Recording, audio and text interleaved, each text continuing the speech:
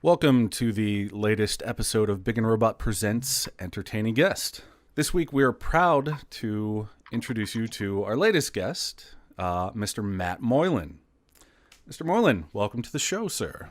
Hey, welcome. Hey, thanks for having me, guys. Excellent. Thanks for being here. We've been trying to get you on for a while now, so it's been a good while. I'm glad we finally got you on, though. Oh yeah, there's always something happening, work or convention or Right. something. Yeah. So glad I finally get on. Yeah. For those who don't know, who are you, Mr. Moylan? What do you do? I do a ton of things, but mostly I'm known for being the director of publishing at Udon Entertainment. And we're mostly known for video game art books, video game comics, localizing manga from Japan. And we also do a lot of creative services for other people. So we might actually work on video games or toys or other people's comics or things like that. Oh, see, actually, I didn't even know that part. Okay, cool. Kind of been the way the company has best survived over the years, because sometimes the publishing has been a little slow, so creative services picks up, or the creative services is slow, and we do more books to keep everyone busy.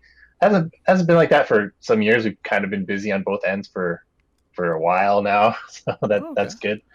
Yeah, we do a lot of stuff. Well, cool. I think we'll have to dive into that a little bit deeper later on in the interview. But yeah, let's talk more about you first. That is kind of the thing we do here at Entertaining Guest, is we're trying to get a feel for who you are and how you got to where you're at and all that kind of stuff. So we'll talk about that later on, though, for sure. So let's start at the beginning. What was your family life like growing up? Like, did you come from a big family, or are you an only child? No, I have a younger brother and sister, and I grew up in a small town of 1,500 people in northern Ontario, which I tell people how remote it is. It was a 3-hour drive to a McDonald's. Mm-hmm. Oh, no. Holy crap. Yeah, the nearest city is about 100,000 people. It's a 3-hour drive away. Okay. Otherwise, it's just little community, 1,500, 2,000 person communities around northern Ontario. Yeah, my dad worked for the railroad. Like grandfather and my great grandfather, they all worked for the railroad. Really? Yeah, doing different jobs. My dad's an electrician, so okay. He has to mange all the he had to manage all the camps and things across a 9-hour territory of repairs and things like that. Well, Scott, if they're that far out, you'd have to work for the railroad. Well, yes. It's largely why the town exists. It's a logging town, and the railway crosses there, so it became a town. I was actually going to ask you, because I know that a lot of smaller towns in Canada are farming communities and such and things like that, and logging, kind of very agricultural based type stuff. So I was going to ask, is what that was your community there was actually a logging town? That's pretty interesting, though. Huh. Yeah, I think it originally started, because I had to do this history stuff when I was a kid. But originally, it started as a fur trading post. Why they exist there, and then the logging came in, and then railroad came in because of that. And so it's called Long Lac. It's which is French for Long Lake, if you couldn't figure it out. There you go. Maybe it's not comparable, but I instantly drew up visions of Twin Peaks, Matt, and I became instantly jealous. Not as interesting. But it's a cool town. It's like a third English people, a third French people, a third First Nations people, native people. We usually call them in Canada. Right. Mm-hmm. So it's a pretty diverse group of people there, though. Yeah, and you got to go one town over to go to high school, things like that. Really? Wow. Actually, a lot of the kids. So it's a half hour to get there by bus, or if you want to get up early, you can take an hour and you can snowmobile to school, which a lot of kids would do in the winter. That's cool. Yeah. Did you ever do that? Did you ride a snowmobile to school? I didn't really. My brother did it a lot. Okay. Did kids have snowmobiles instead of motorcycles? Like, if you're a cool kid, you'd I have a snowmobile. Oh, absolutely, yeah. I've never known a kid with a motorcycle, but no, you got to have a snowmobile or a skidoo, which is a brand name, but everyone just calls them skidoos. Oh, you mean a skidoo? Yeah. Oh, I've never heard somebody call it a skidoo before. I guess that would make sense, though, wouldn't it? Okay, no, that works. As someone who has lived in Los Angeles his entire life, I have never heard of a skidoo, so don't worry. This is a very foreign concept to me. Oh, shit. I know, it was fun. this is a nice place to grow up. But everybody who lives there wants to move to Thunder Bay, which is that close city, and then everybody who lives in Thunder Bay wants to move to Toronto, which Right. is the biggest city in Canada. So everybody kind of wants to get out of wherever they are. Well, for sure. Yeah. Get So out of so your now I live bracket. in Toronto after going to college in Thunder Bay, and then getting my first internship at a comic company here in Toronto, which was Dreamwave Productions. Oh, I didn't realize Dreamwave was in Toronto. Oh, okay. Yeah. Yeah. So we did. All I knew about. I needed to do a whole semester of co-op placement. So all I knew, I was like, I want to do something in Toronto, and I'm just on the Dreamwave website checking out like their comic news. Like, oh, these guys are in Toronto. Call them up Okay. and see if they need somebody. Well, before we get too deep into that, we're still doing. Let's do a little bit more building first. Let's Sure. We'll get to that. though, Yeah. for sure. I think I might have a question. So, Yeah. when the teachers would ask young Matt, small Matt, child Matt, they would say, "What do you want to be when you grow up?" What would you tell them? What did you think in your youthful optimism before adulthood had crushed your hopes? Well, I would have told them all that I wanted to be a scientist. That was always my thing. Like, oh, I want to be a Nice. scientist because scientists are cool in comics and cartoons and stuff, and they make all kinds of inventions and things. So I want to do that. But I guess it was more the more the things I was reading rather than what they were doing in it that I was more interested in. Yeah, I mean, some people say astronaut, but then they're like, "Yeah, maybe I don't want to be that. Maybe I don't want to go live in a metal tube for some months away from all the things I love on my planet." Right. Can't play So- video games in outer space with other people. Well, you could. I mean, they'd have to also be on your space station or in your shuttle. Well, But in any yeah. case, Yeah. I feel like folks usually have some sort of idea of who someone is from whether they be the social media presence or what have you. But who would you say you really are? Like, would you say you're introverted or you're extroverted? Maybe were you a class clown or were you a bit of a loner? I mean, you were kind of getting onto that with talking about snowmobiles, and I guess maybe you didn't want to wear a leather jacket and ride snowmobiles. And I guess I was an introverted kid. Like I was really into my toys and drawing and things like that. That's weird. As an adult, I've become like, it depends what group I'm in, really. Like if I'm hanging out at a party of couples, I'm very introverted. But if I'm like on stage in front of, a couple hundred comic fans, like, oh, I can talk to these people all day. Yeah, these are my people. They know me. Yeah, there you go. But yeah, I think I guess I was a quiet kid, really into all that 80s stuff because that's when I grew up. I was born in 1980, so I got to experience all the 80s. Into cartoons and into video games. Sure, I was never without video games. My parents always had video games. Like Oh, really? my Wait, they first played, video or game did they console- get them just for you? No, they got them for them. Like they got Oh, originally really? like our first the first console I played was the Intellivision. It was the Mattel Intellivision, There but you it go. was really my parents' Intellivision that I'd gotten old enough to play with. Nice. What was your favorite game on the television? I used to have one of those as well. Well, I remember the most Astro Smash because it just had the crazy sound effects and the constant, rather than music, it just had like the cooch, cooch, cooch in the background the whole game. Right. And when you died, it was like traumatic. Like you exploded and the screen changed color and Right. like, It'd give you an epileptic seizure from the flashing. yeah.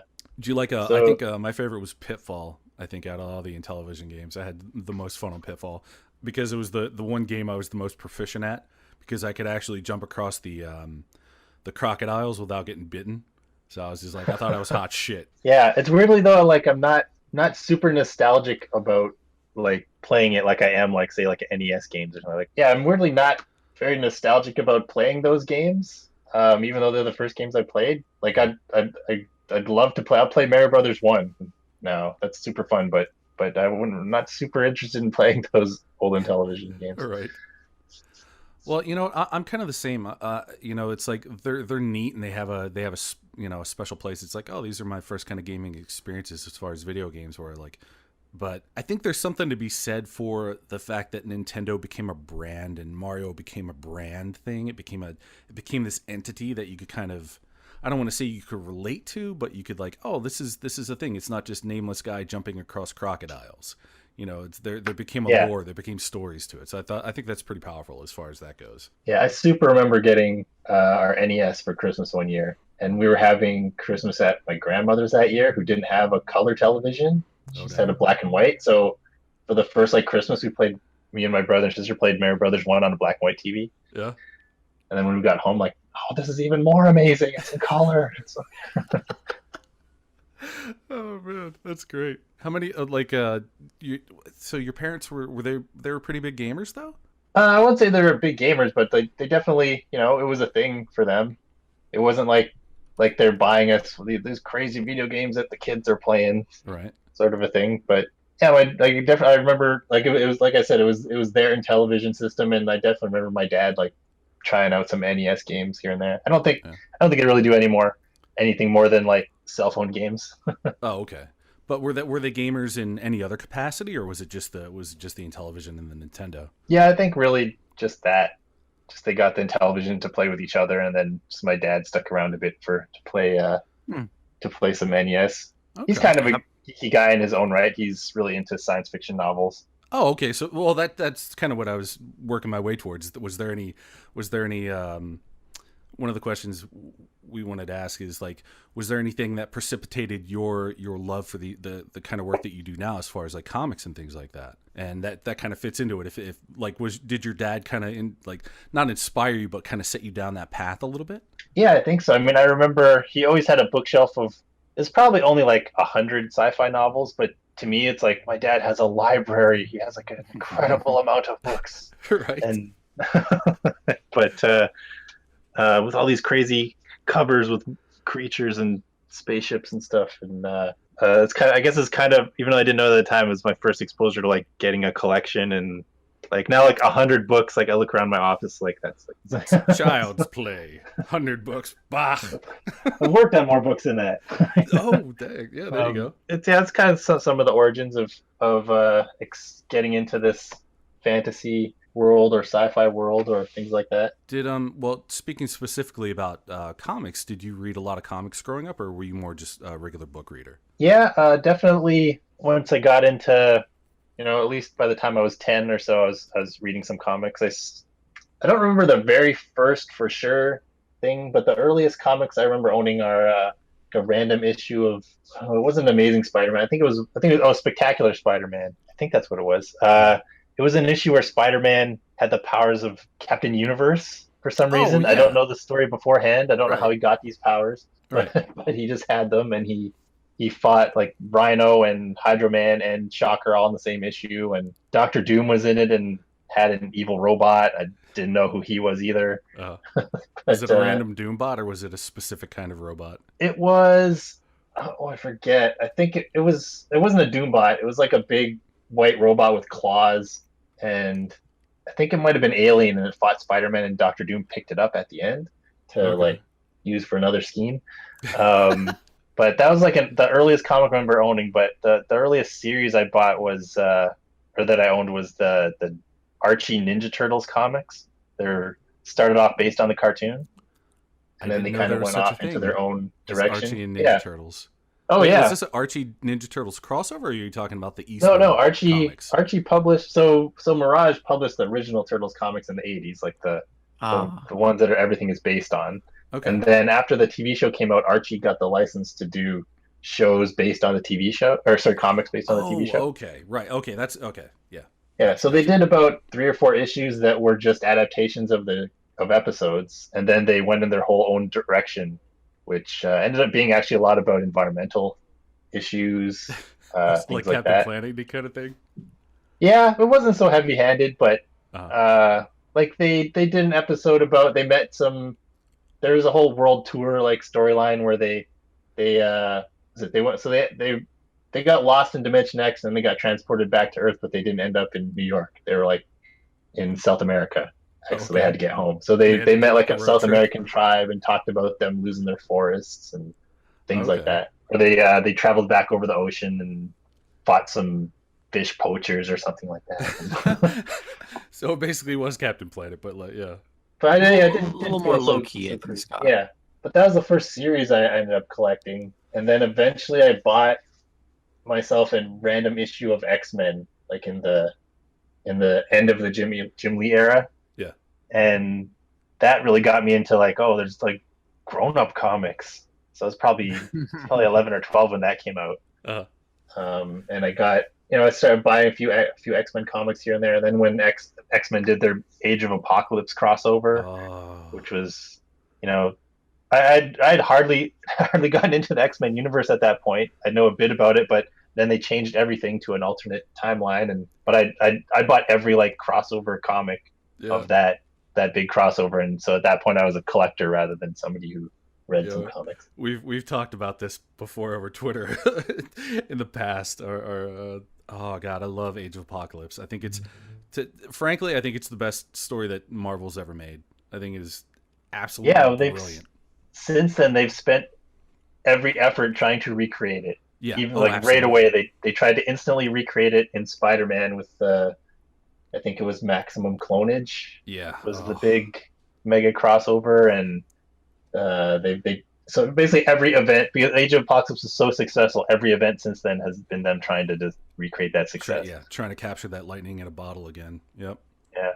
So another thing we like to ask a lot of people on Entertaining Guests is kind of the lame jobs they've had or jobs they didn't really care about. So far, every person we've had on is usually pretty well established, and I like for our listeners to be able to get a little bit of, I guess you could say, a respite from maybe jobs they don't particularly care for and are hopefully trying to strive for more. So what are some jobs that weren't your dream job, and maybe you hated them, or maybe you didn't hate them, maybe they were just complete goofballs and there was something about it that you actually liked? I've been pretty lucky since I've been out of college. Actually, like I said, my last semester of college was placement at a comic book company. I've been in the industry since then.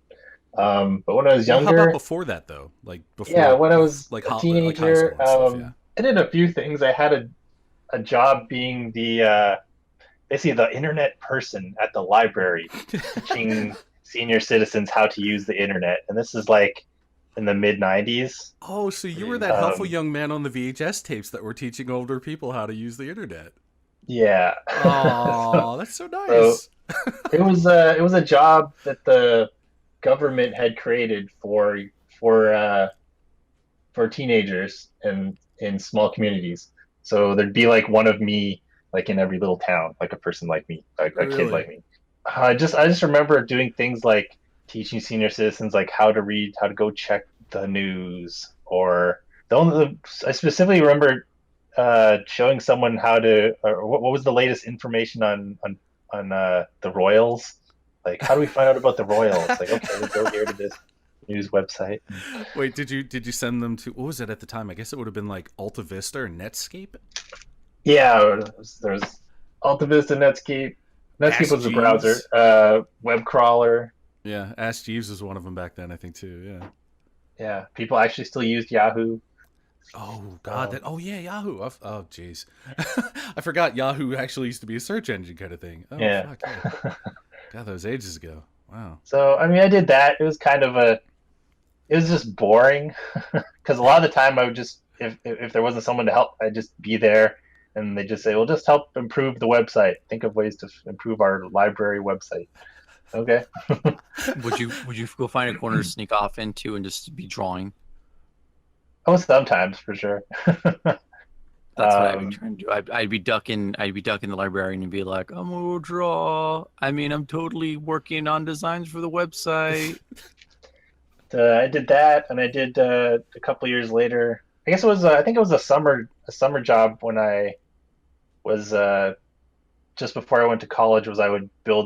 I worked for this local guy who had a website business making websites for all the little local businesses. Mm-hmm. And so he would hire me, and I'd design the website for these companies, like for the local pizzeria or things like mom and pop shops.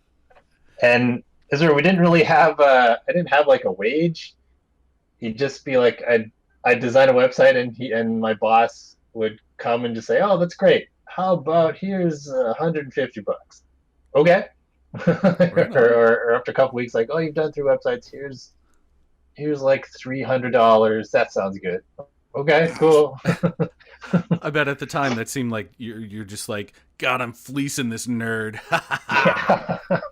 Like, holy shit, $300. I've never thought I don't have this kind of money. Hey. I remember too, I learned HTML, like the basic web language, by we were on we went on a family trip, and I bought a book about HTML, and I read it on the car ride home. So it was like a 9 or 10 hour car ride home. So I read how to build websites for like 10 hours, and like how to code without actually being able to code. And I figured I had it down by the time I got home. But so it actually stuck then. It actually worked. Okay. a lot of it, but yeah, it's kind of funny that I wouldn't even think of, like, if I wanted to learn Unity or something, I wouldn't even think of buying a book nowadays. Well, yeah, I mean, the idea is kind of antiquated at this point. Yeah. So, were there any spinning GIFs or visitor tickers? Yeah, oh, for sure. I remember making, well, for that, I also made the website for the actual company that was selling the websites. Oh, dang. And I remember I made some kind of their like header was like an animated Northern Lights, because that's what's up there. I can't remember. I'm trying to remember what the name of the company was. It was something to do with Northern Lights. It was like Aurora Web Design or something like that. Okay, yeah. There you go. Nice. All right. Well, hold on. Actually, one last question. Yeah. Was there music that would load with the page? Oh God. Yes. I knew it. It was a MIDI version of the theme from Northern Exposure. There you go. Really? Yeah. There you go. Oh God, I'm sorry. Apologies for being so loud. Oh God, that's just. Of course it would be. Why? That is some classic web design. There you go. And for those that don't know, Northern Exposure was a television show, in the way back when, before some of you were probably born, and it was, where was it? I don't even remember where it was. It was about Alaska. It was about Alaska. That's what it was. Yeah. Yeah, it was about like a New York doctor who got sent to Alaska because of his student loans. They got to control, I think, where he went. Right. And he's kind of very typical New York. I think he was he was kind of very typical Jewish kind of like guy. His name was Fleischman. Fleischman, that's right. Yeah. Most Jewish name ever. And the girl from the show would later go on to do TV commercials for dry eyes things for these sorry, total fucking weird tangent there, but yeah, she did these commercials because she had chronic dry eyes, and there was this solution that you ask your doctor about. What's that? There's a harmonica in the opening of the theme, isn't there? Oh yeah, Northern Exposure. It was actually a pretty funny show. I actually liked it. It was kind of like, I guess you know what I would kind of equate it to. I would almost say it would be a comedy version of Jesus Christ, Lynch's show. Fucking Twin Peaks. Twin Peaks. Yeah, it was like if you did the polar opposite of Twin Peaks. That's what Northern Exposure would be, kind of like. So. But anyway. Now I'm trying to imagine a MIDI version of a harmonica now, and it's kind of hard for me to envision. I'm probably gonna have to go look for that after this interview. But no, yeah, I thought it was appropriate at the time. There you go. Well, yeah, that's why I said classic web design. Like I ain't even gonna give you static for it. For its time, that is the correct aesthetic. Yeah, before things like copyright and all that kind of thing came into play on the internet, when it was still kind of wild west. Like now, if you did that, you'd fucking get a DMCA or something slapped on you for using the music or some shit like that. Oh yeah. So you didn't take any buses to the nearest McDonald's, which is far away, to do your part-time job? No, I never had like a real service job in food or anything. I mean, our town didn't have any franchises. After I moved away, we got a KFC Pizza Hut Express. Oh. In town, and it was owned by the mayor. Oh wow! So you had a Kentucky Fried Pizza bell. Congratulations. Yeah. So I like that you said it was owned by the mayor. The mayor's like, my people need fast food. Yeah. My people need fast food. I will get them fried chicken and pizza. It's my personal mission. And Taco Bell. Don't forget Taco Bell's there too. Oh wait, so there was a Taco Bell in there too? No, it was just KFC Pizza Hut. Yeah, was it? Oh, okay. Yeah. Well, the ones I've seen have all been Kentucky Fried Taco Hut, basically, and it's had all three. It's had little bits of each of them. So, oh wow, you guys got shafted. I'm sorry, you didn't get the full experience. No, Scott. Let me have a burrito, that was piece of chicken, gubernatorial mission. Yeah, there you go. Make sure people had fried chicken, pizza, and pizza. Yeah. Taco Bells are pretty rare in Canada. There's some of them, but yeah, I don't see them very often. Okay, right on. Well, there's that then. But at least you got 2 out of 3. That ain't bad, right? You know. Yeah. Oh. So all right, the next question is this: for folks that don't know, you do a comic strip. You've done, actually, that was the first time I actually saw any of your work, was your Little Formers, or Lil Formers as it were. Oh yeah. Yeah. So So that's something that grew out of my first job at Dreamwave Productions because we did the Transformers comics, and then after the company went under, after I'd worked there for about 3 years, I had all this Transformers knowledge in my head, and I had started drawing kind of chibi robots for fun and making little, making them say little comments and stuff. And right. people on Transformers forums seemed to like it, so I kept drawing them, and eventually it became like an ongoing web comic. Yeah. I'd make fun of Transformers, and then after a while, I got sick of just Transformers, so it became, all pop culture stuff like most web comics. Right. But yeah, it's art wise, it's the thing I'm known for now is drawing little super deformed chibi Transformers. Yeah. I've done a few things for Hasbro or for IDW or licensors, things like that over the years. So that's been fun. Well, let me ask you this then, because the way you phrased it, what you were just saying was, what you got all this Transformers knowledge from when you were working for Dreamwave. Was Transformers something that, like, when you were growing up, was that a big deal for you, or was that something that came in? Yeah, it was one of the things. I mean, I remember this is the first thing I remember asking Santa Claus for was a Transformer. Uh-huh. I don't know quite how I knew what they were because I didn't have any of them. Right. But maybe I watched the show. But I remember asking. I remember in kindergarten, we made like on one of those giant flip over writing pads. We all made a list of like, ask Santa Claus for one thing, and I said a Transformer, and then I got one on Christmas, and I was amazed. Well, okay, which one was it? I gotta know. It was G1 Sunstreaker. Oh, so like really? The yellow Lamborghini. Yeah. No, I know. That's a very rare Generation 1 figure. It's very unusual to get that one. Wow. I mean, well, in my mind it is anyway. But yeah. Congratulations. Wow, good start. Yeah, so I had some Transformers and I had some Gobots. I didn't super know the difference toy wise, because Gobots get a lot of flack, but the toys are pretty cool. We'll talk about that later. So I definitely had some Transformers when I was a kid, and at Dreamwave I actually became, because I'm really good at just delving into a property and learning everything about it. Mm-hmm. So even though I started at Dreamwave as a web design guy, I eventually became the like Transformers nerd guy. I knew I put all the logos on everybody's shoulders because I knew where they go, and I'd say things like, "Oh, Ultra Magnus has gold eyes. He doesn't." I know most of the Autobots have blue eyes, but Ultra Magnus has gold. Okay. And Starscream's face is a little bit different color than the other two Seekers. Right. Like things like that. God, remember those days when there were only 3 Seekers? Wow, those were the Halcyon days.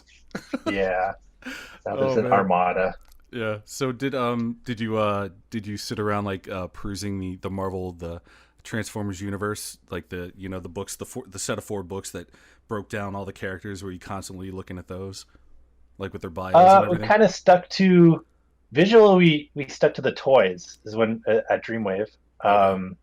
It's like obviously not all the time. Kind of mix up the toys and the cartoon because guys like Prowl and Ironhide don't have heads in the toy. So things like that. It's a little bit hard to draw them like that. Yeah.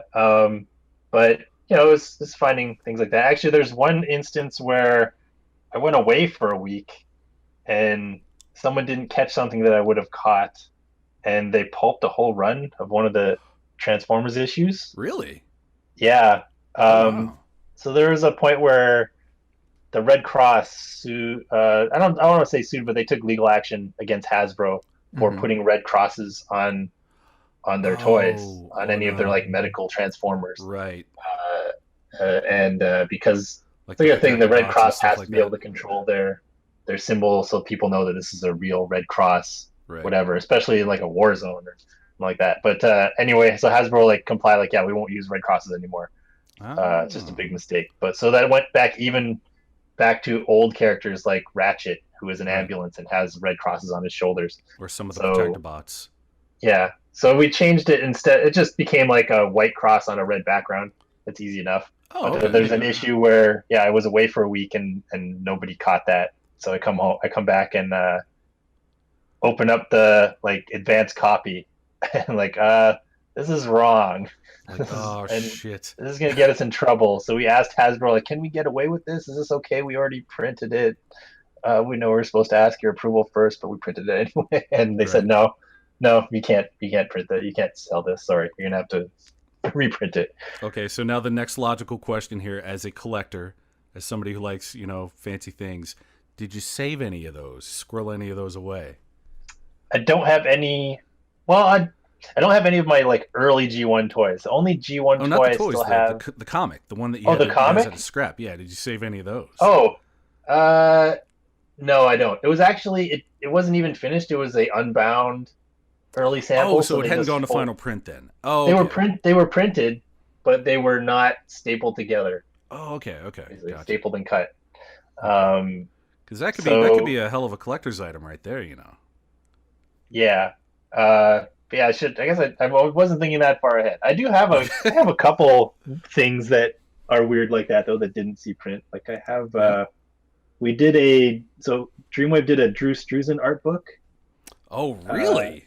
Yeah, it was like his first art book. Oh, I don't know how we got the license for that. Yeah, it was way too big of a deal for us, and yeah, that's a we big took deal out right there. Yeah, we bit off more than we could chew. But so we laid out the whole book, and we sent it to the printer for them to do some testing, and we also sent it to Drew for him to approve, and he basically like rejected the whole book. Really? And we started over with, we hired his son who is a graphic designer, which I don't know why I didn't suggest him in the first place. Like, right. designed the book of my life. So we restarted over with his son as the graphic designer, but the printer who we sent just to do some sample print tests, they actually started printing the book by mistake. Oh shit. So they printed like 200 copies of the bad version. And because all the content was the same, even though Drew wasn't happy with the layout and organization, and some of the colors were off, but the content was really similar, so we decided to bring those to the office and use them for reviewer copies, like just as a preview of what was coming. Okay. So it's this big, 250-page hardcover. Oh wow. It's one of the biggest book, like physically, it's one of the biggest size books I own. I don't know how big it is, like 12 or 13 inches tall, and of those 200 copies that got accidentally printed, most of them actually got damaged shipping from overseas. Oh god. So I've got a copy that's undamaged myself. This rare early edition of the Drew Streusen art book that never saw print. Right. So that's pretty cool. I guess I'll hold that off for another 10 or 15 years until he's no longer with us. And I can sell it off. Or until the bottom falls out and you need to make a house payment, something like that. Yeah. I mean, hopefully that doesn't happen. I'm not wishing that on you, obviously, but okay. Well, let's get into the inspiration of kind of what got you into comics. What were some of the things that actually, or who were some of the artists or the writers or just things about comics that got you interested in them in the first place? Like what was your motivation to start moving in that direction? Well, I said it was. I mean, I went to. I'll tell you my inspirations, but I went to college thinking I was going to be a interactive designer. Like, went for multimedia production, which was. They teach you a little bit about everything digital, so about video, about web design, about 3D animation, with the hopes that you'll be a project manager managing these types of projects. And I thought I was going to end up designing interactive business cards. Oh, that'd be so cool to be doing that for a job. Which was a big thing at the time. What is an interactive business card? What is that? Or like, well, for like your business, you give, it was a thing for a while. You give people like a little CD, like instead of a business card, you give them a little CD and it had like a little interactive thing about your company on it. Right, like a little a reel, basically. Yeah. There's like a website on a disc. So that's what I thought I was going to end up doing. And I did kind of start that way by getting my first job at Dreamwave as the website developer. But, I really quickly moved into designing ads for the comics and now putting together the trade paperbacks and So I kind of, even though I was interested in all that stuff, I didn't go after a job working on comics. Some of the people that really influenced me, like I was really like my favorite guys were the late '90s guys, the late '90s Cliffhanger guys, which was sub studio of Wildstorm, sub studio of Image, but guys like J. Scott Campbell and Umberto Ramos, and Joe Madureira, the really flashy, cartoony artists. Well, I mean, it's hard not to gravitate towards that kind of stuff because they were such a departure from what comics had been before them. I mean, it was a pretty big shift artistically, I think, from what we'd seen prior. So I was the same way. Like when they came out, when Madureira came out and really started kind of like brushing up what he was doing, and the new coloring techniques started coming in with the digital color, it was just like, guys like Liquid doing colors, and oh my gosh, man, that was huge. That changed the industry. Like that was massive. Anyway, but yeah, please continue. Sorry. I'm getting nostalgic. This isn't about me. This is about you. Sorry. Yeah, no problem. Guys like that, more like Chris Bacalo. Oh yeah. He's in the same group, or Adam Warren. Oh god. He was doing Dirty Pair at the time. Weird. Adam Warren is a really interesting guy to look at his career because you can really watch him evolve really fast, like from straight up retro anime style, like old school anime manga, to like building up his own really cartoony style with like the pouty lips and big eyes and right. And, like when he did was it Magical Dream Roxy or whatever it was for the Gen 13 books, like from the the Gen 13 spin-off book. That was great. Yeah, that was like that was when he started really kind of developing and kind of making his own thing. Yeah, for sure.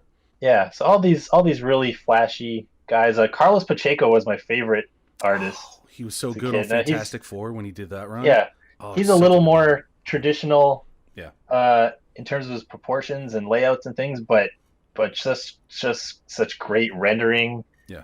Draws awesome hands.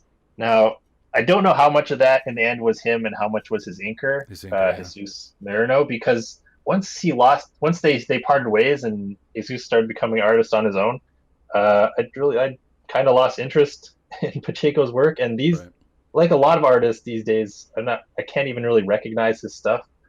It does kind of blend, but at the time though, it stood out because I really liked his run in Fantastic Four. But I think you're right about the inking thing though, for sure, because his inker, the way his line width and just the way he laid down the inks it really made Pacheco's stuff just pop. I think it really added a dimension to it. Yeah, my favorite storyline, even more than Age of Apocalypse, was one called Avengers Forever, which Pacheco drew. Yeah. Which was Kurt Busiek wrote it, and it was weird as a miniseries with like a goal of fixing Avengers continuity, right? Like because of all the mistakes that had cropped up over the years. So he made this big time travel story where all of the mistakes now made sense. Things like at one point Hank Pym had said the origin of the Vision. At one point he said he's like an original thing that Ultron built. And another time he said he was a rebuilt version of an old character called the android version of the Human Torch. Mm-hmm. And so like in different storylines, they had said this. So he used some time travel stuff to make both of those sort of true. But it was a really cool, and every issue was full of footnotes at the end. There's a whole page of tiny type footnotes about this is a reference to Avengers number 165. And it was such a cool, besides being a fun story, it was a cool bit of like going through comic history. I mean, you've unfortunately mentioned a host of names that I don't recognize. Thankfully, Scott recognizes. But did you ever get a chance to work with any of these people or anyone else that you looked up to? Oh, yeah. So I've gotten to work on a few Joe Madureira projects, which is great. He did some covers for Udon before I worked here. But since then, since he moved over to video games, I got to do the layouts, the art books for his 2 Darksiders games, which are like, if anybody doesn't know, they're like dark versions of Zelda, pretty much. That's what the games are. So that's great. Get to lay out one of my favorite artists' art books, and I'm actually working on his Battle Chasers art book right now for the new video game. Wait, is the game out yet, or is it still in? It's not out yet. It's still in beta. It's in the fall sometime is when it's going to. Yeah, I've gotten to hire Adam Warren to do a few covers and write a story for us. So that's really cool. And Adam comes and hangs out at the Udon booth a lot of the time in San Diego. Are there any people? Are there any people that you haven't gotten to work with that you really that it's kind of like bucket list kind of stuff that you're like maybe even pursuing working with? I'd love to get Umberto Ramos to do a cover for us sometime. There you go. That'd be great. That would be great. Sort of when, in the Cliffhanger days, he was kind of the underdog. Like he was popular, but he was the less popular of the three guys that started the company, but ended up being the guy who worked the hardest. Right. Because while the other two Cliffhanger series did like 7 or 8 issues over 2 like years. 5 years. Well, okay, more like 5 years. You're not wrong. Let's see. I think Danger Girl took like 2 years to come out, and Battle Chasers came out over several years. Oh, yeah. But Umberto Ramos produced like 40 comics. Yeah, for Like Crimson. he did something every month. Yeah. Like he did 30 or so issues of Crimson, his vampire story. Yeah. And then he that did was another a great book too. That really was a great book. Excellent. And he did another, I think, 20 issues of Out There, which was like a kids running into demons, I think, something like that. It's like a little bit Buffy, a little bit, I don't know. A little bit Runaways-ish. So yeah, he's a hard worker, and I'd love to get him to do a Street Fighter cover or something like that. Heck yeah, that'd be awesome, actually. I'd love to see that. All right, so let's talk about your schooling. You've alluded to what you've done, so we can kind of breeze through most of the schooling stuff, the schooling questions. So you went to school and you were doing like multimedia stuff. Did you actually graduate, or did you start working? Did you jump into comics early and do that sort of thing, like a lot of people? Yeah, so I did a 3-year course at Confederation College in Thunder Bay called multimedia production. I think they might call it something else now, like new media. Okay. I'm pretty sure they would call it something else. People don't really use the term multimedia anymore. Yeah. Yeah, like I said, we'd have like of the like 8 classes in the semester, we'd have like a 3D animation class and a web programming class and interactive development and a video production class. Yeah. And so we learn a little bit about everything. And in the last semester, the last semester, the last year was a full semester of co-op placement. So you had to find a place that would let you work there, either paid or for free. Okay. It's funny. I kind of think like I had a girlfriend at the time, and I asked my program coordinator, like, I really don't know if I want to leave my girlfriend to go to a big city. Like, could I have a really good career and like staying in here in Thunder Bay, like trying to do? And he's like, I wouldn't.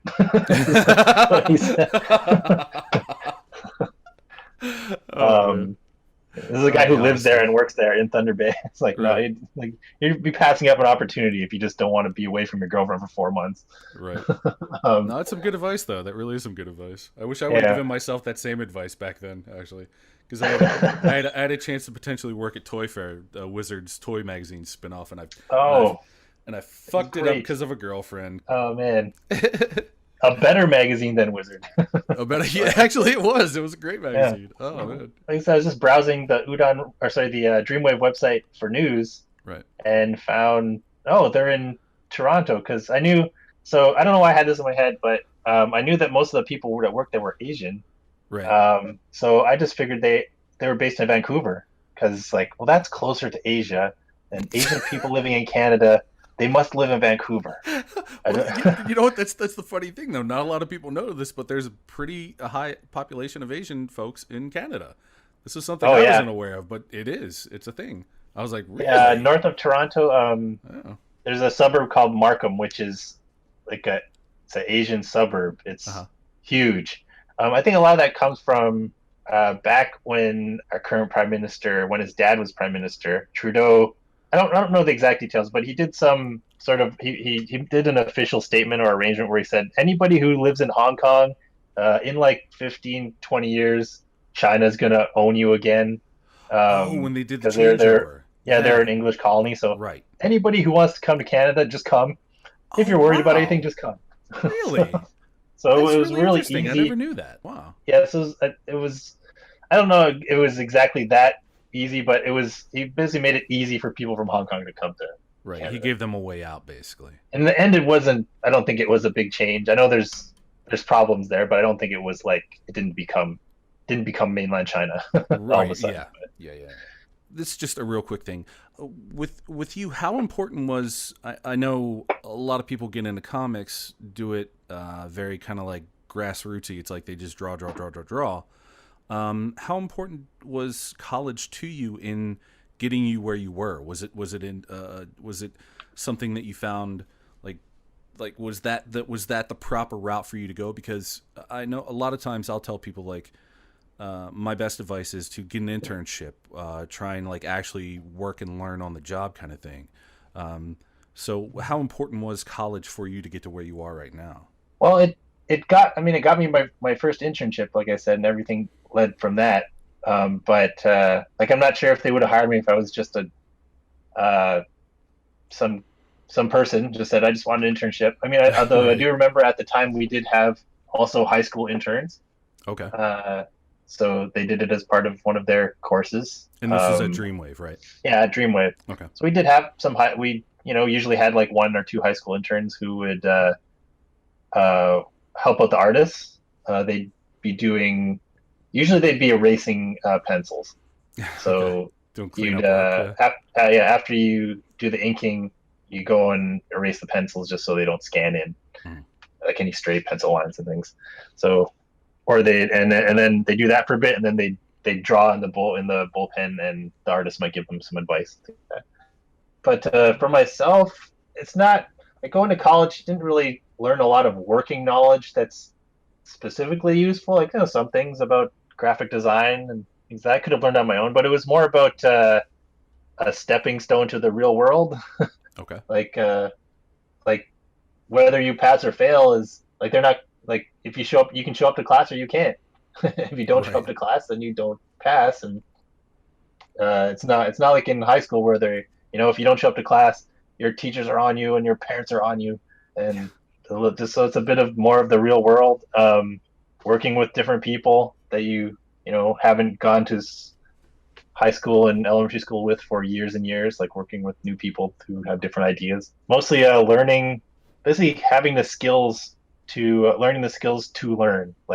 That's mostly what they taught us, how to, I don't want to say how to, if you don't know something, you can look it up, or you can find the resources, or you can, if you don't have to learn how to do everything, you can leverage the tools. So if you need for a website, for example, if you need a mail form, you don't have to know how to make a mail form. You can find out someone who already made one and buy it, or maybe it's free. There's a free version, or things like that. Okay.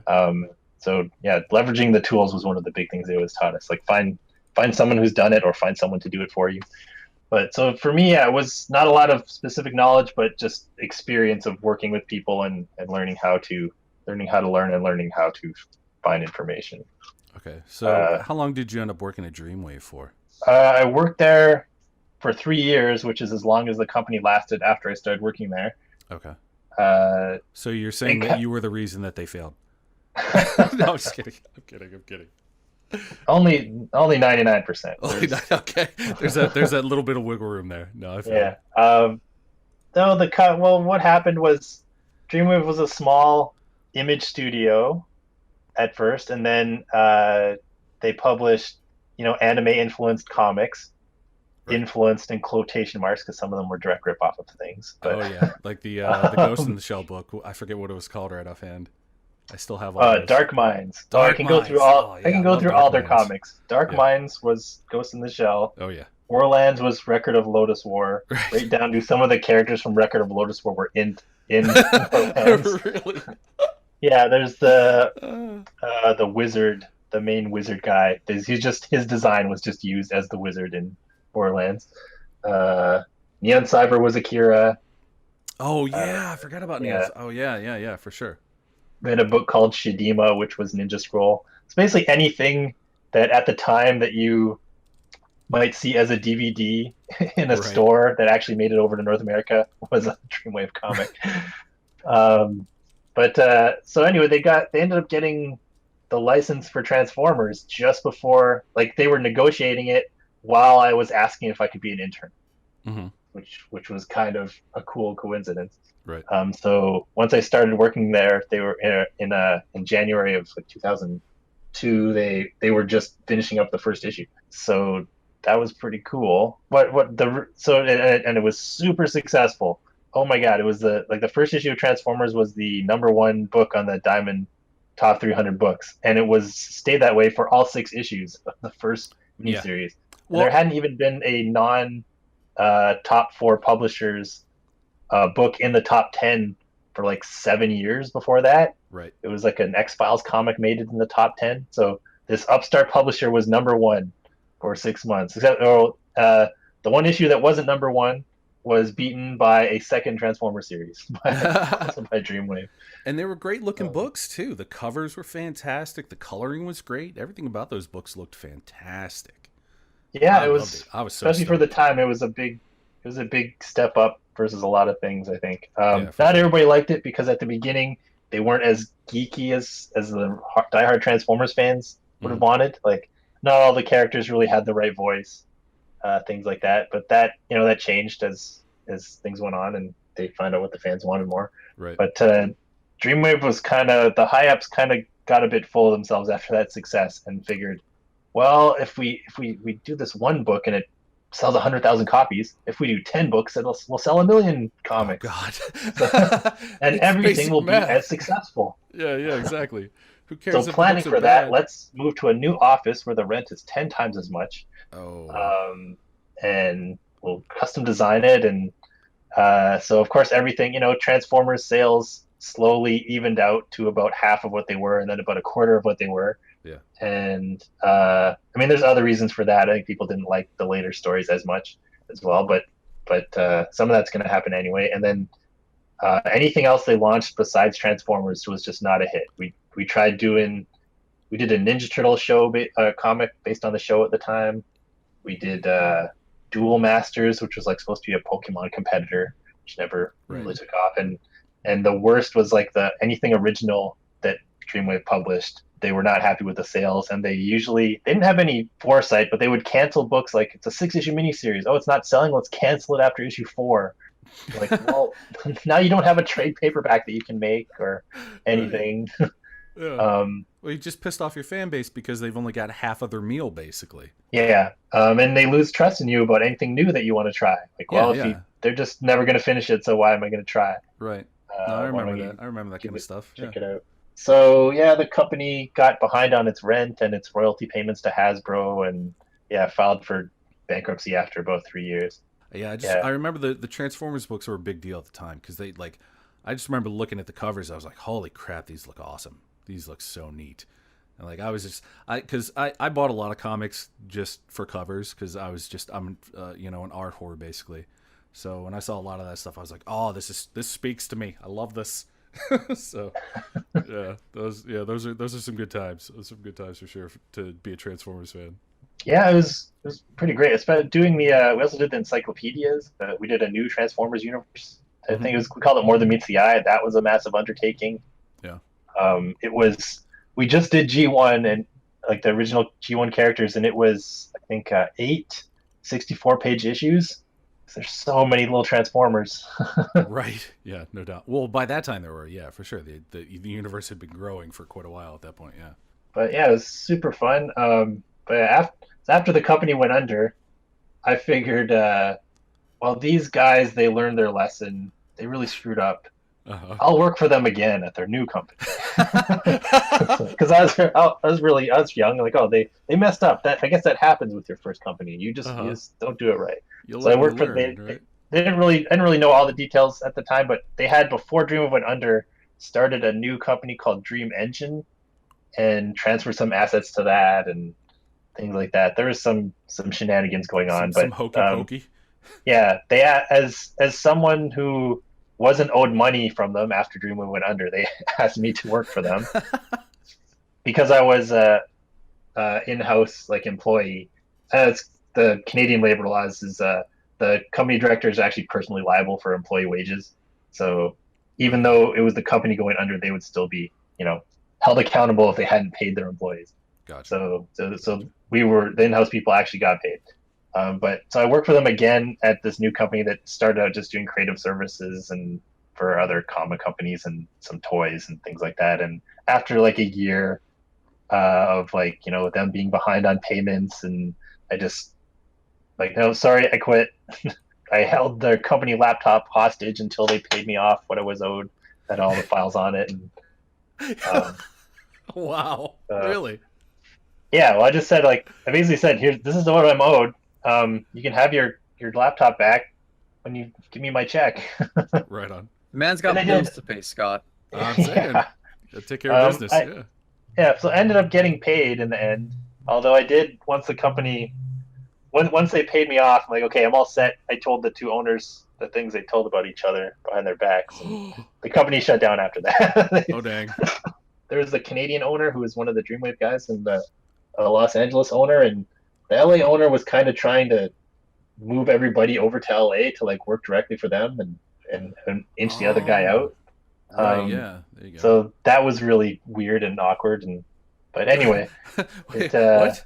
Weird and awkward. Why would that be weird and awkward? That's so strange. People doing shady shit in business. That's what. Yeah, it's so odd. Yeah, I mean, I did a few little graphic design jobs and things like that before I eventually started working at Udon. Right.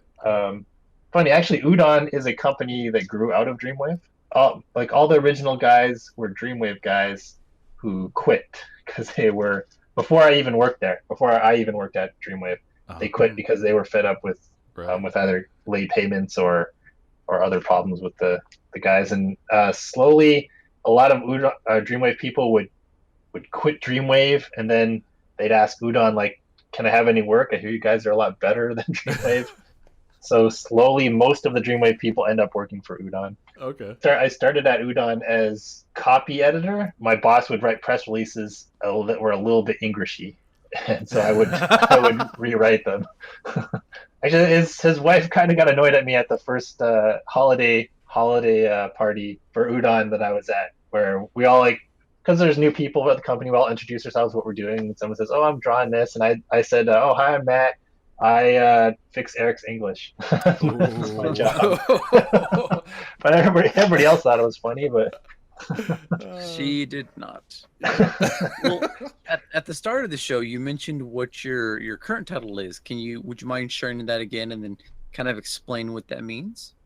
oh yeah, currently I'm director of publishing, so I run most things on the publishing side. So I oversee the artists and writers on the comics, coming up with the writers, working with them to come up with the storylines, and then overseeing the art and the lettering and the coloring and printing, getting everything done there. On doing art books, sometimes I put together the art books myself, or sometimes I hire a graphic designer, or I might need a translator if it's a Japanese book that we're localizing. Right. On that side. So I like to design some of them myself because it's fun to be involved, especially if it's something like an artist I really like. And for the manga, I'll manage the translators and letterers. So mostly making sure things get done. I'm also working with Eric to decide on what our new projects are going to be. Eric Ko he's the original founder of Udon, and these days he's got a lot to do, so he doesn't work as directly in the production of the books as he used to. So he mostly works on licensing deals and arranging new projects from Japan, like working with Japanese publishers to see what we would like to localize. And he also manages the creative services division, and we have a new merchandise division that does pins and posters and T-shirts and things like that. So he manages that with Longvo. So this is something that you just mentioned, the pins thing. I've noticed that's become kind of really popular over like the last year or so. Like pins are kind of becoming the last couple now. years. Yeah, it's getting bigger. Marvel was always pretty. Marvel, the guys who kind of started it with their Scotty Young pins every year at San Diego. Oh right, yeah. And then Mondo started doing a lot of them as well, doing Marvel. Right. They do these cool, like the old corner box headshots. Mm-hmm. They there's a guy named Tom Whalen who designs their pins to look like that. Yeah, and they actually the packaging for them is the packaging is a corner box. They put the head on the page, so that's cool. They're really neat little things. I like them. Yeah. And this year, I noticed at San Diego, it exploded. I don't think it has more than a couple years left in it if it's getting this crazy. Yeah, for sure. So there'll always be some people doing them, but I think it's gonna burst in a couple years. Yeah, it's the hot new trend though. I've been noticing just weird. Like I'll see it on Twitter a lot now. People are like who are have like Etsy stores, and they're generally like they're crafts people that make like plush and things like that. Even people like that are starting to do the pins thing now. But I digress. Yeah, even at San Diego, there were a lot of unofficial pins, like booths that's all they do is sell unofficial pins of things. Oh, okay. Like sometimes it'll be straight up, just here's an unofficial Rick and Morty pin that I just made. Right. Or sometimes they'd make it's Mario riding on a DeLorean. It's a parody. See, like that. Sure. Or the Mario on Kaneda's bike from Akira, stuff like that. Yeah, that's become a thing. Just if you combine two things, it's parody, right? Oh, totally. It's homage, is what it is. I took the one thing that people like to throw their money at, and I took the other thing that people like to throw their money at, and I put them together. So those two people will throw their money at me, right? There you go. It's like, maybe this was a story. You kind of just put the things together. Yeah. Yeah, you didn't like actually that, do not any just- work. You just got the profit off of it for somebody else's stuff. Yeah, not just the pins, but also like fan art prints and stuff. There's been really strong rumblings that a few of the big IP holders are going to be trying to make some changes things, because there are people who trying to crack down on unofficial stuff more. Because there are people who that's become like they're not just a comic artist who goes to a show and sells a few prints of Spider-Man because they work on Spider-Man. There are people who have never been pros in the industry, and they've made it into a business of just selling prints at shows. Like I'm not going to say who, but I know a couple artists who. You can just give us fake examples if you want. Yeah. I won't name names, but there's a few artists who that's all they do is go to conventions and sell prints. But not only that, but they send other people with their prints to other shows where they're not even attending and sell their prints. There you go. Which is going pretty far. You're really turning it into a business. Yeah, and by people cracking down, I'm assuming you're talking about Disney because they're notorious about their IP and yeah, they would be the stuff. biggest because of course they've got Marvel, Disney, and Star Wars. Yeah, for sure, man. And you know what? That's always kind of a weird thing for me because like when I look at that, I understand that they have to do this stuff legally to protect the IP, but those things were really built on the backs, like Star Wars especially, man. Star Wars probably wouldn't be it absolutely wouldn't be what it is today without fans and fan art and all the stuff that they produced over the decades. So yeah, but no, it is kind of dicey, and you're dealing with something like that yourself right now, where somebody was stealing some of your artwork and making T-shirts out of it, aren't you? Right. It was a those were.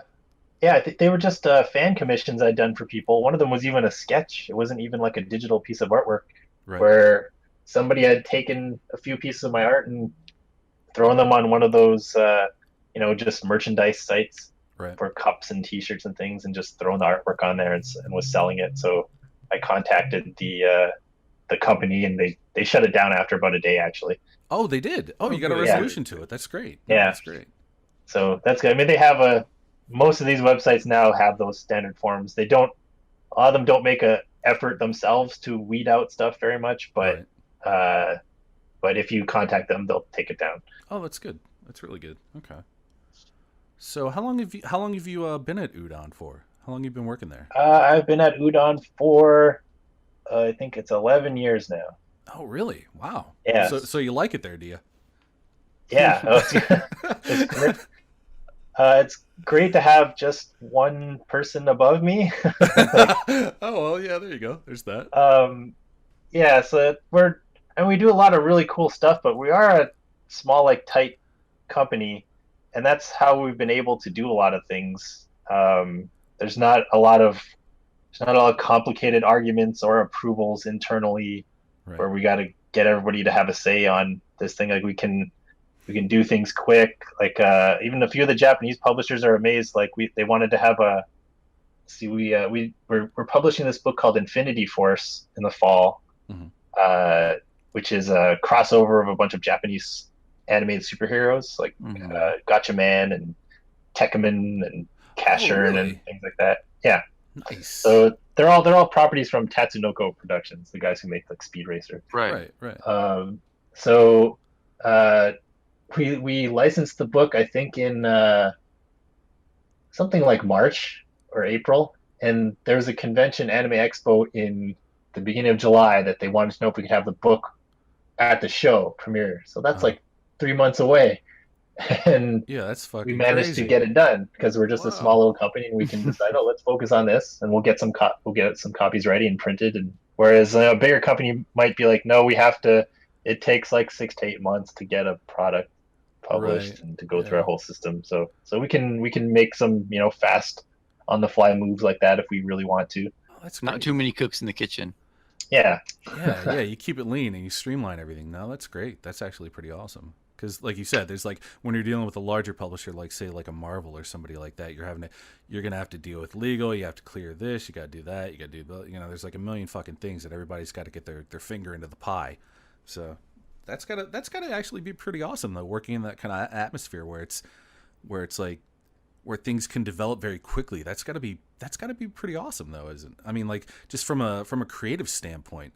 And I say this because I used to work in the news. I used to work for NBC, and it's kind of like that same dynamic is like, well, maybe not exactly, but it's like you get a news piece and then you have to produce it real quick. You have to make graphics, and you basically have like 3 or 4 hours to get this stuff on TV. So it's like you're moving at a really quick pace, and it's for me that was a lot of fun. So I can imagine doing what you're doing. I mean, granted, we're talking months, not hours, but still, I can imagine that kind of dynamic is actually pretty exciting and pretty fun for the creative process. Oh yeah, it's great. Actually, I would say, well, maybe not miss, but it was fun back when we were even smaller and we were like working our butts off to get things done for every deadline and like pulling all nighters and like having a crazy deadline and being under the gun is like really motivating and satisfying after it's done. But I sometimes miss those days, but I'm glad now that we're a little better at things and we can relax sometimes.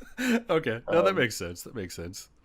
All right, so this is kind of a broad question, and I guess as far as like your work history, like what has been your personal, like what is your greatest success so far? Like what is the thing that you're the proudest of that you've done?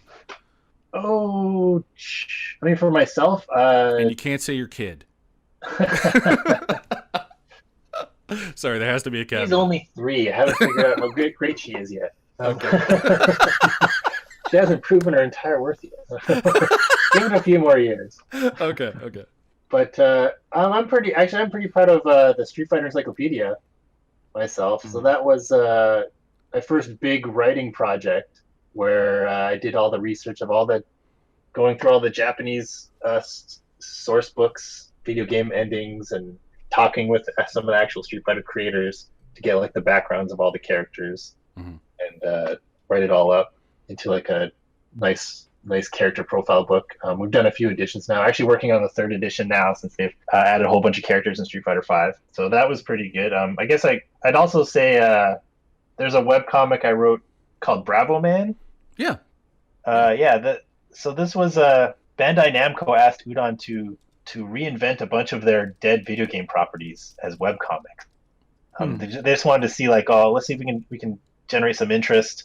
If any of them are really popular, maybe we'll make a video game or maybe we'll make something else into them. But let's see what you guys can do.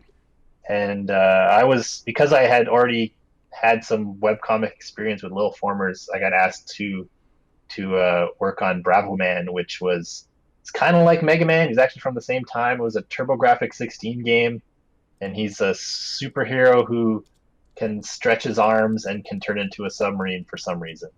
He turned into a submarine. Yeah, there's like it's a platformer where you go through and you stretch your arms and punch guys, or he has stretchy legs, or he has a stretchy neck to do headbutts. And then every couple levels, there's an interlude where you turn into a submarine, and it becomes a side-scrolling shooter. Okay. But it was just this one TurboGrafx-16 game that happened in the late '80s, Yeah. and so they're like, make something out of this. So I turned it into like a super self-aware webcomic where he understands that he's in a webcomic Uh-huh. and that he's a video game character. And so that gave me a lot of leeway to do a lot of fun comedy stuff. Like at the beginning, I'd do things like he's fighting a villain who has shields, who he can't get any hits on. So but the shields are only on the front. So he reaches across the panel and hits the guy in the next panel from behind. Things like that. Yeah. So Nice. yeah, or we had one where their budget was cut, so they lost their color, and then they lost their inker, things like that. Uh-huh. How So long it did was that a go on really for? fun comic. Was it eventually turned into a cartoon? Yeah, so we did 300 strips Oh wow. and over 2 years, and we did. Eventually, they wanted to also try doing a animated version, and they went all out with the budget for that. It was crazy.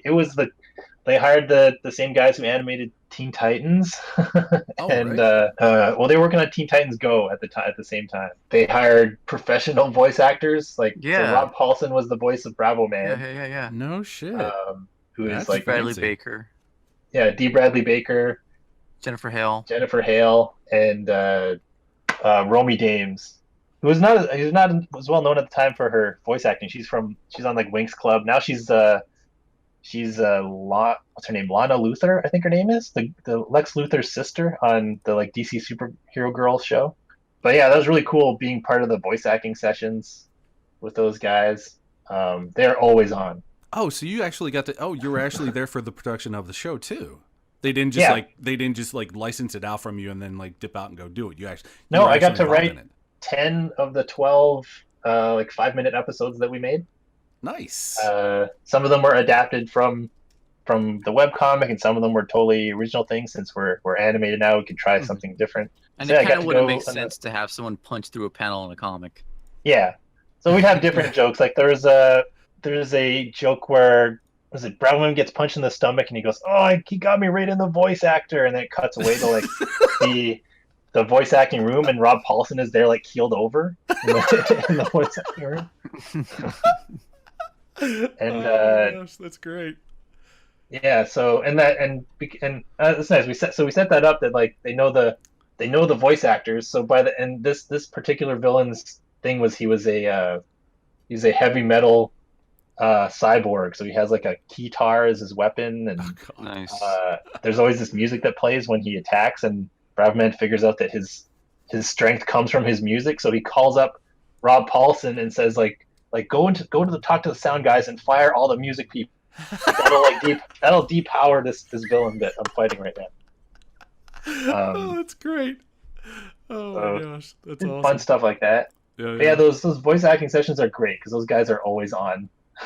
They're always Nice. making jokes, sometimes off-color jokes. But Oh yeah, have you ever heard any of the old Casey Kasem recording sessions, like the behind-the-scenes stuff when he was? oh doing... no, I haven't.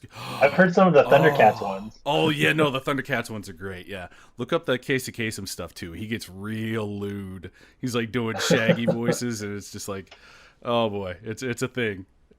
But I think the best when you know you've written a good joke for a cartoon is when the sound guys laugh. Yeah, Like the recording guys, because it's kind of like their job to not make any noise. right. Yeah. When they laugh, like, yeah, I got a really good one there. Nice. It's like those guards outside the London Palace. London Palace, yeah. The beef eaters, I think they're called. Is that what it is? I don't know, but With it's the like big those hats. guys cracking us. Yeah, them cracking a smile, and it's like, yeah. Oh man. But so that was really fun. They also made Bravo Man into a new iOS video game. Wasn't very good. No? Oh, that's a bummer.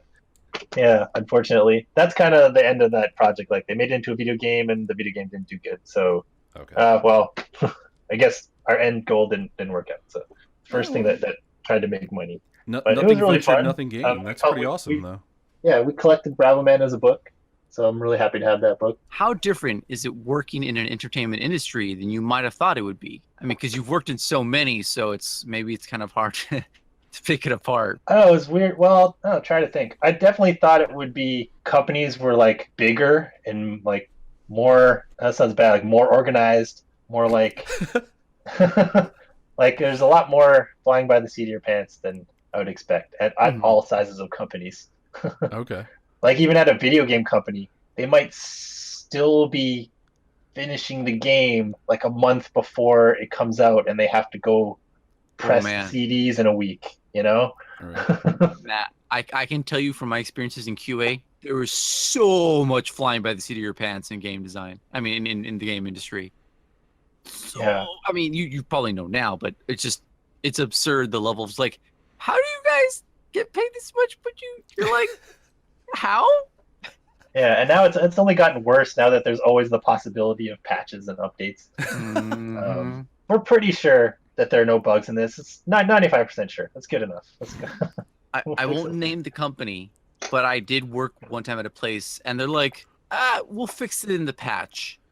And these were like really bad bugs, and they're like, yeah, no, we'll fix it in patch. It's like, what? You're shipping this with this big error in it? Just yeah, no, it's wow. Now, on our end, we work in publishing, so we don't really have that. It would be nice to have that sometimes. Oh yeah, We do have the chance to fix things when we do, like in the comics, we have a chance to fix things in the trade paperback. But so we got to try our best to not have any mistakes. Well, do you guys do digital release as well? Yeah, we do digital releases on Comixology for most of our comics. Okay. Some of our art books we've tried. People aren't as into buying the expensive art books digitally. I think this is the way it is for most people with digital comics right now. But it's like it's just barely worth it to do it. Right. To make the effort to do it. Nobody's really getting rich off digital comics. Well, yeah. But there's no reason, like the amount of money we get, okay, it's worth the effort to do the work to make a digital version, right, export it the right way and things like that. So we'll keep doing it. How do you see how are your publishing numbers? Just as a quick aside before we get into the lightning round. Like, well, how is the publishing everything. doing for you guys? Like, I mean, obviously like the art company's books, still there, so yeah. Okay, art books are our bread and butter for sure. Okay. Because of the price point versus the amount of effort you have to put into them, especially for localized art books. Manga is okay, and then comics it's always been the most expensive thing to produce for the least return. But we do it because we really like doing comics, and it's more of a long-term game with comics. Like if we were just publishing floppy comics, then we wouldn't do them. Right. Like it's not worth it to just do that. But because we have a trade paperback coming later, and maybe a hardcover collection of multiple trade paperbacks, because we have the digital sales, because we can license some of the content in different ways because of our arrangement with Capcom. So we've licensed some of the artwork to the people who make the card game for Street Fighter. We're right now licensing the comics to some different countries to publish them in different languages. Oh, okay. So you need kind of all these things to make it work. Right. Besides just it being fun. Right. It's a lot of good insights. Yeah. Well, and one of the things I wanted to ask too is like, and this is something that I've garnered over the years, having known people that worked in comics or having spoken to people like yourself, and a lot of people don't realize it. And you had said something earlier this week on Twitter that you were talking about the Visible Women in Comics tag, and you made a comment about like maybe forgive me if I'm butchering the tweet, but I'm paraphrasing here. I think you. Well, I can tell you what it was. I just said something like, well, maybe a lot of these great women artists aren't working in comics because they're smart, because comics is really hard to make a career in. Yeah, that's kind of what I was It's not that hard to get a job in comics. It's really hard to make your living in comics. Though. Right. Because a lot of people don't know that it's like, I hate to use this terminology, but it's like I've heard it equated to slave labor in certain discussions. And how accurate would you say that is? I mean, there are companies where it could be. We're kind of known for having good rates, I think, at Udon, because people keep wanting to work for us. But even us, like, I don't know how some of these guys keep themselves going if we can, like, because you can only, as an artist, you can only produce so much. Right. And if you're doing, say, even if you're doing a whole comic a month, it's not a great income. Like if you're saying, I mean, we have a range of like page rates. Let's say you're making, I don't know, for full color art, let's say you're doing like $400 a page. Okay. And it might, so if you're doing the whole color art yourself, and that's a pretty good rate. That's like the higher end even for us. But if that might take you a month and a half to do the art and the colors. Making $8,000 an issue times 6 issues in a year that you can do, like that's almost $50,000. But that's like not very many people can do that. Yeah, right. Make that much content. Yeah, it's like trying to chain actually yourself to your desk. Yeah. I was gonna say it's like actually trying to like sleep or have a life outside of doing that would be pretty hard. And plus, I mean, it's not like most artists don't have like a regular workload. They don't have a consistent workload. They'll do a 4-issue comic series, and then they might have nothing to do for 3 months, trying to find little jobs and things like that. So I don't know how a lot of these guys make it work. Yeah. No, I've like I said, I've had some friends that had dabbled in comics, and they're like, it's fucking hard, man. It's not anything you want to do really, unless you absolutely love it and you can't see a life not doing it. Like it's a lot of fucking work. So no, yeah. It's neat to hear people's perspectives that work in the industry though about these kind of things, because I don't think a lot of people understand the kind of intensive labor that goes into making a comic. Like it's a lot of work. It's a whole lot of work. So Hey, you're an artist. Can't you just like draw me a picture real quick? I'll tell everyone you did it. Like, why are you going to be selfish with your art abilities? It's just you can just do it really quick. I mean, it's right. It's so easy for you. I say this as someone who's heard that personally. 'Cause I've heard that from people. It's like, well, if it was so easy, why aren't you doing it? right. Well, there's that. I forget whose comic it is. They made the comic like it's not that it. Yeah, it only took me 5 minutes to draw this, but it took me 20 years to get good enough to draw it in 5 minutes. Right. I've had that conversation too, because I used to own my own store where I sold kits, like toy kits that I made, and people are like, well, well, why does it cost so much? I was like, because that's what I want to charge for it. And they're like, why are you charging that much? I'm like, well, because I've spent literally my entire life learning the skill set that I have to be able to do this, and I think it's a fair value for the time that I put into making this thing. I think that is a fair value.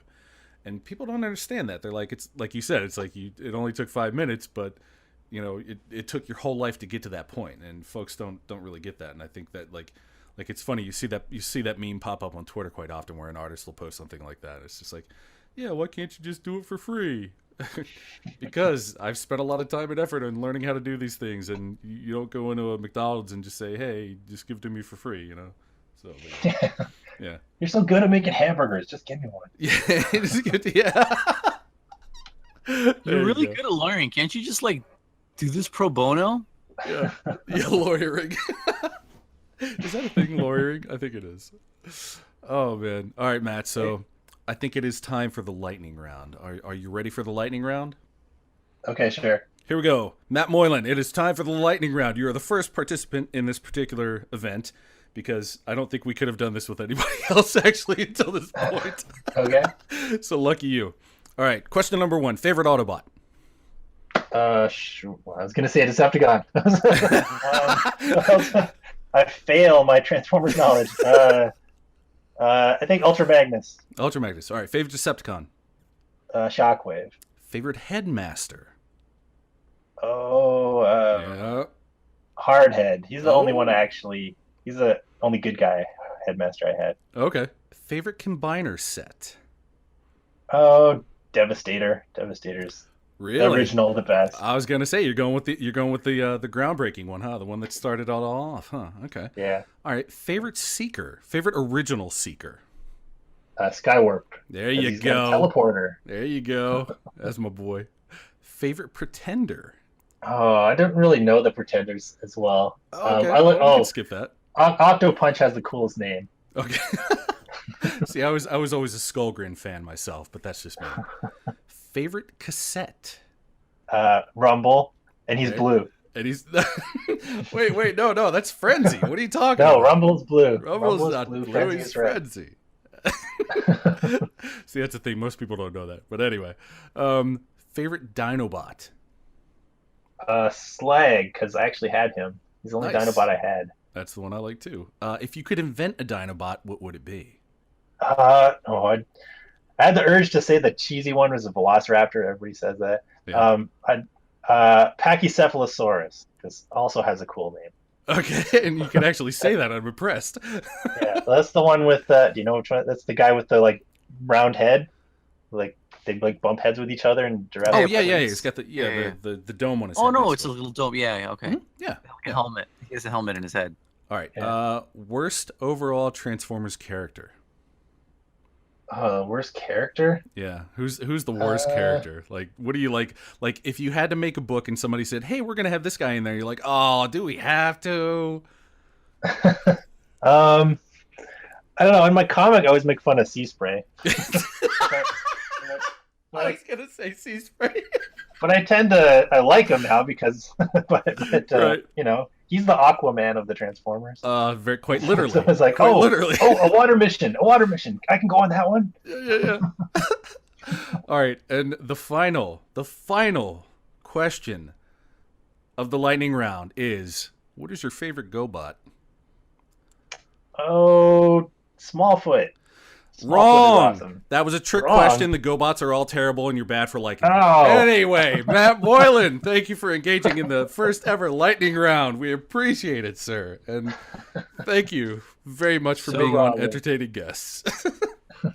So, yeah, bro. The history of the Gobots is interesting. We can talk about that another time.